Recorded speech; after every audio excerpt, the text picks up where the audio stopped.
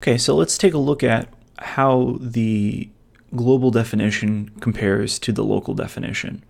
So our integration domain is now over an element rather than the whole domain. So we'll define x, our position in our element, to be within our element k, and it will be defined between the two bounds of that element. So called the left coordinate dimension x sub l and the right coordinate dimension x sub r.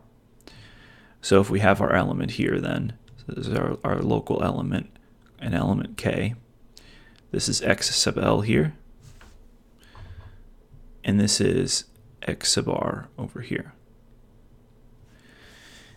And we allow it to range in between anywhere. Notably, we include our endpoints.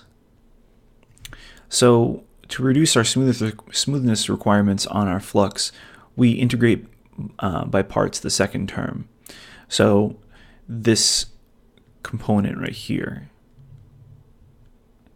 is the result from our integration by parts. So recall that if we have some integral u dv, when we integrate by parts, this becomes the evaluation of uv minus the integral of v du.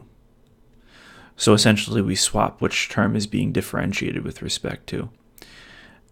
And this allows us then to change what was our df dx term into just simply our flux.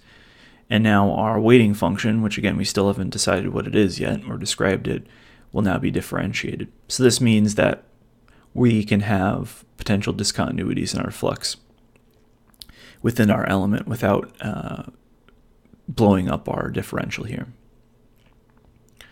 So notice that we're including the endpoints of our domain, as I said.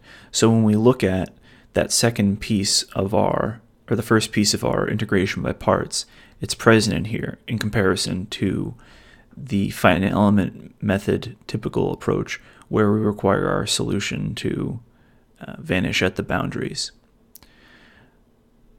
So the question then becomes, for adjacent elements, if we're including our endpoints, so imagine we have some other element here, k minus 1,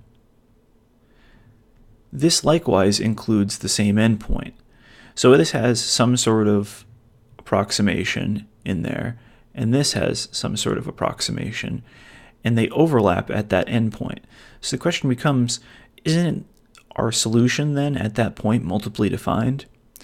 So how do we approach that? On top of that, we're describing a local equation here for our particular element. How do we recover a global solution? Nowhere in here do we have any sort of communication from one element to the other.